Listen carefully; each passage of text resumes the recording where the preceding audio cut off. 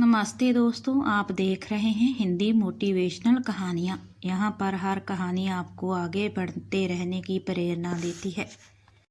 सरिता की आंखों से आंसू लगातार बह रहे थे। आंसुओं से पूरा तकिया भीग गया था। मुंह से रह रह कर हिलकियाँ निकल रही थी। पूरे बदन में कंपकपी हो रही थी। मुंह से कोई बोल नहीं फूट रहा था। उसके हाथ बार बार अपने चेहरे पर आते थे, जैसे वह अपने चेहरे को अपने हाथों से ढकने का प्रयास कर रही हो। बहुत कष्ट में लग रही थी सरिता। किसी को कुछ समझ में नहीं आ रहा था कि माजरा क्या है। ऐसा कौन सा दुख है या बात है जो सरिता को मन ही मन कचोट रही है। वह अपना यह दुख किसी से कह क्यों नहीं रही है। आखिर उसका कष्ट क्या है। सरिता की बहू रमा उसके पैरों की ओर बैठी थी। उसने अपनी सास की भरपूर सेवा की थी और अब भी लगातार कर रही है। आज के ज़माने में ऐसी बहुएं मिलती ही कहाँ हैं। सरिता खुद को बहुत भाग्यशाली समझती थी कि उसे रमा जैसी बहू मिली। सरिता की बेटी निशा उसका सिर लगातार सहलाए जा रही थी और उसे सांत्वना दे रही थी। मम्मा, आप चिंता मत करो, आप बिल्कुल ठीक हो जाओगी। पापा है ना, वो सब संभाल लेंगे। वो दुनिया के सबसे अच्छे पापा हैं मम्मा। उनके रहते आपको कुछ नहीं होगा मम्मा। सरिता इसी बात से तो परेशान थी। वह भी जानती थी कि उसके पति दीपक नाम के ही दीपक नहीं हैं, बल्कि वास्तव में कुल दीपक हैं।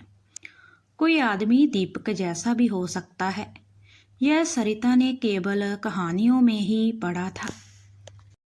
लेकिन जैसे जैसे वह दीपक को जानती गई, उसका प्रेम उसकी भक्ति में बदलता चला गया। वह अपनी जिंदगी के उन क्रूर क्षणों को कैसे भूल सकती है जब नियति के क्रूर हाथों ने उसका पहला प्यार उसके पहले पति गिरीश को शादी के महज 5 साल बाद ही छीन लिया था। कितना प्यार करते थे गिरीश उससे। उसे यह याद नहीं है कि कभी गिरीश ने उसका दिल दुखाया हो, ना कभी शिकायत का मौका दिया और ना कभी कोई शिकायत ही की। भगवान उस पर इतना मेहरबान होगा, उसने कभी सोचा नहीं था। मैं अपनी छोटी सी जिंदगी में कितनी खुश थी। अब निशा 2 साल की थी। लगता है कि उसकी खुद की नज़र लग गई थी उसकी जिंदगी को, उसके परिवार को। तभी तो एक दिन वह खबर आई जिसकी कल्पना मात्र से ही वह सहर उठी थी। गिरीश मोटरसाइकिल से अपने ऑफिस जा रहे थे और पीछे से एक ट्रॉले ने उन्हें कुचल दिया था। उस दिन को वह कैसे भूल सकती है भला। उस एक घटना से उसकी हंसती खेलती जिंदगी तबाह हो गई थी और उसकी गोद आंसुओं से भर गई थी। वह निशा को अपनी बाहों में भरकर ना जाने कब तक रोती रही। बेचारी 2 साल की छोटी सी बच्ची समझ ही नहीं पाई कि उसकी मम्मा रो क्यों रही है। मम्मा को रोते देखकर वह भी जोर जोर से रोने लगी थी। साल भर बाद उसके ससुराल वाले और पीहर वाले दोनों ही परिवार के लोग उस पर दूसरी शादी का दबाव बनाने लगे थे। मगर सरिता गिरीश की यादों की छाँव में ही अपना शेष जीवन गुजारना चाहती थी। उसके मन मंदिर का देवता गिरीश था, जिसकी वह दिलो जान से पूजा करती थी। उसमें अब किसी और की प्रतिमा की स्थापना नहीं हो सकती थी। वह यह बात भली भांति जानती थी कि और उसने इस बात को दोनों घर वालों को बता भी दिया था। मगर निशा के भविष्य का वास्ता देकर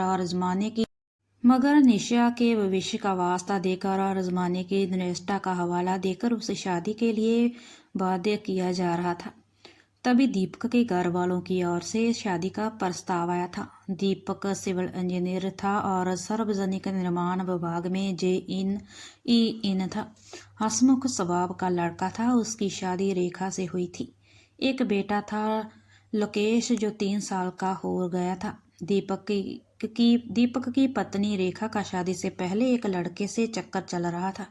लड़का थोड़ा उचक्का टाइप का था। रेखा जिद पर अड़ी रही कि वह उसी लड़के से शादी करेगी, मगर घर वाले उस बदमाश प्रवृत्ति के लड़के से शादी करके उसकी ज़िंदगी बर्बाद होते नहीं देखना चाहते थे। दीपक उनका जाना पहचाना था और उसकी शालीनता और उसके मधुर व्यवहार के कारण वह पूरे परिवार को पसंद था, मगर रेखा को नहीं। रेखा को शरीफ आदमी पसंद नहीं थे, उच्छृंखल उद्दंड शैतान टाइप के आदमी पसंद थे। रेखा के घर वालों ने उसकी शादी दीपक से कर दी। शादी के बाद भी रेखा अपने प्रेमी से मिलती रही। खुद रेखा को पता नहीं था कि लोकेश दीपक का है या उसके प्रेमी का। वह तो सपनों की दुनिया में ही रहना चाहती थी और अपने जीवन में फिल्मी स्टाइल का रोमांस चाहती थी। दीपक एक क्लीन लड़का था जो अपनी हदों को जानता था। अपनी ओर से दीपक ने रेखा को सर्वश्रेष्ठ देने का प्रयास किया था, मगर जिन्हें नालों में लोट लगाने में आनंद आता हो उन्हें गंगा जी में डुबकी लगाने में कैसे आनंद आएगा। एक दिन मालूम चला कि रेखा अपने 3 साल के बच्चे लोकेश को छोड़कर अपने प्रेमी के साथ भाग गई थी। घर में रखे सब गहने और नकदी भी ले गई थी अपने साथ। दीपक के लिए यह अवागात मौत से भी भयंकर था। वह समझ ही नहीं पाया कि अब उसके प्यार में कहाँ कमी रह गई थी। उसे यह भी याद नहीं आया कि कभी उन दोनों की लड़ाई हुई हो।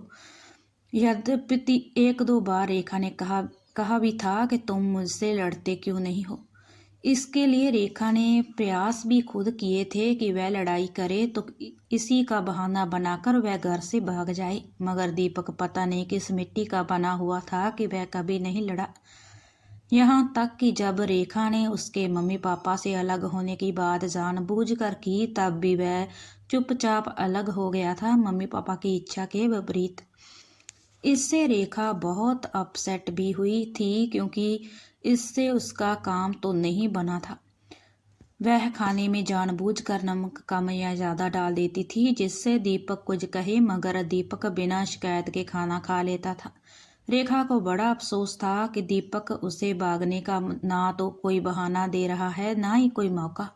इस पूरे समय में वह अपने प्रेमी से भी मिलती रही और फिजिकल भी होती रही। लोगों ने दीपक को यह बात बता भी दी थी। खुद रेखा ने किसी को कहते हुए सुन भी लिया था, मगर दीपक ने ना कोई रिएक्शन दिया और ना ही उससे कुछ कहा था। उस दिन वह कितनी निराश हुई थी। अब इससे ज़्यादा गंदी बात तो और कुछ हो भी नहीं सकती थी, मगर दीपक फिर भी खामोश बना रहा था। अब तो भागने के सारे रास्ते भी बंद हो गए थे। लोकेश 3 साल का हो गया था। दीपक की इच्छा थी कि एक बेटी पैदा हो जाए तो परिवार पूरा हो जाए, मगर रेखा उसकी बात कैसे मान लेती। उसे चिढ़ाने के लिए वह अभी इसे टालना चाहती थी। हालांकि दीपक ने कोई जोर जबरदस्ती कभी की ही नहीं थी, मगर रेखा को यह बहाना जरूर मिल गया था भागने का, और वह एक दिन भाग निकली। दीपक की दुनिया उजड़ गई थी। जिसकी बीवी अपने प्रेमी के साथ भाग जाती है, ऐसे आदमी का क्या हश्र होता है ये कोई दीपक से समझे। ऐसा आदमी एक जिंदा लाश बनकर रह जाता है। लोग उसे जगह जगह से कचोटते हैं, उसकी खाल उधेड़ लेते हैं, जख्मों पर नमक छिड़कने का कोई मौका नहीं छोड़ते। दीपक कभी एक जिंदा लाश की तरह जी रहा था अपने बेटे लोकेश के लिए। जब दीपक के पास सरिता का प्रस्ताव आया था तो उसने अपने बेटे लोकेश के भविष्य को ध्यान में रखकर सरिता से मिलने का मन बनाया। किसी परिचित के घर दोनों की मुलाकात करवाई गई। सरिता को वह प्रथम मुलाकात अच्छी तरह याद है, जब दीपक ने कहा था, सरिता जी, मैं ये विवाह अपने लिए नहीं कर रहा बल्कि अपने बेटे के लिए कर रहा हूँ। मुझसे एक पत्नी की नहीं, मेरे बेटे के लिए एक माँ की ज़रूरत है। मेरी पत्नी मुझे छोड़कर जा चुकी है। इससे आप अंदाज़ा लगा सकती हैं कि मैं एक अच्छा पति साबित नहीं हुआ हूँ। आप इस बिंदु पर अच्छी तरह सोच समझकर ही अपनी राय प्रकट करना। मेरे घर वाले मेरी तारीफों के पुल बांधेंगे, जो उनका कर्तव्य भी है। सभी के घर वाले ऐसा करते हैं, इसमें गलत कुछ भी नहीं है, मगर आप उस जाल में मत फंस जाना। सोचने के लिए पूरा वक्त लेना। हाँ, 2 बातों का मैं विश्वास अवश्य दिला सकता हूँ आपको, यदि आप मुझ पर विश्वास कर सकती हैं तो।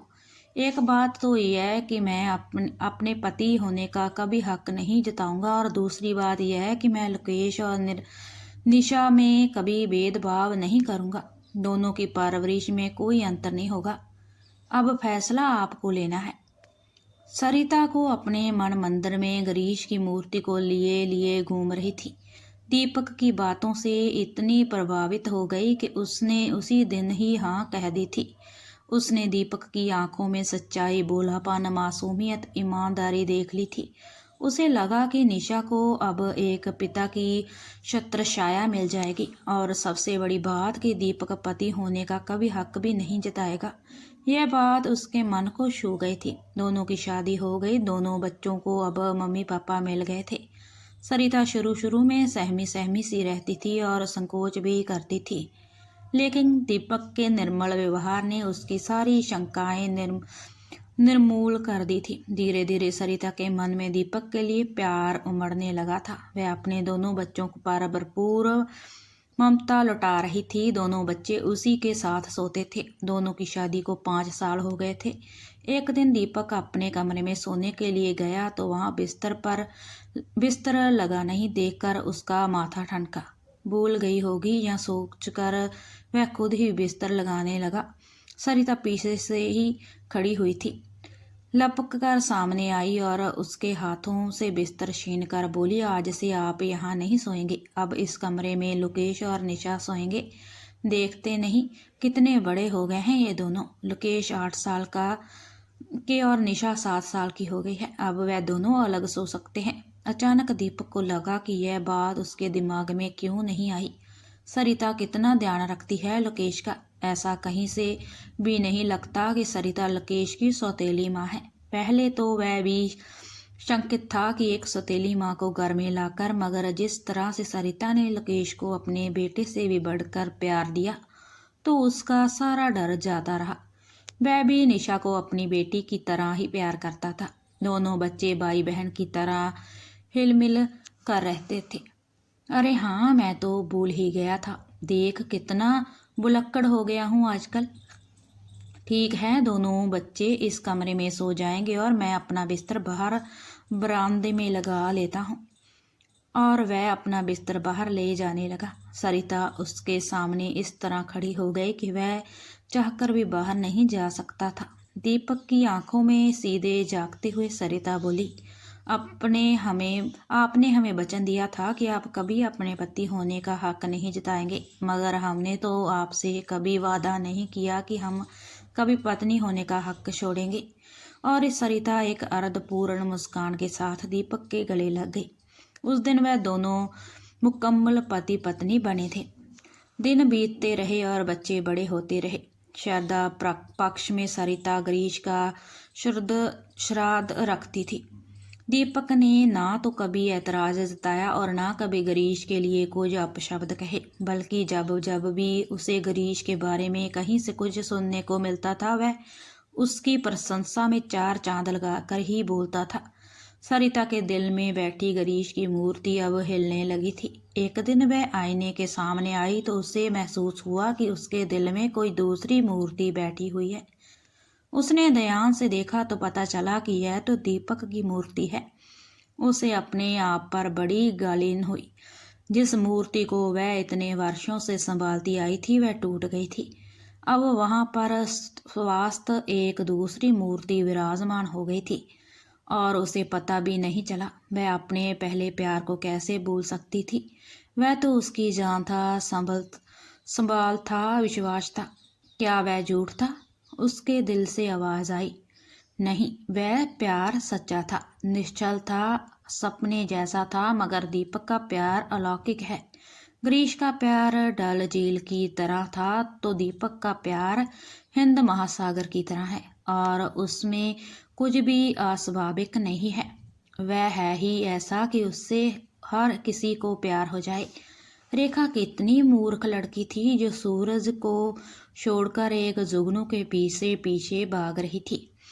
मगर जो भी होता है अच्छे के लिए ही होता है। अगर रेखा नहीं भागती तो क्या यह पारस उसके हाथ लगता?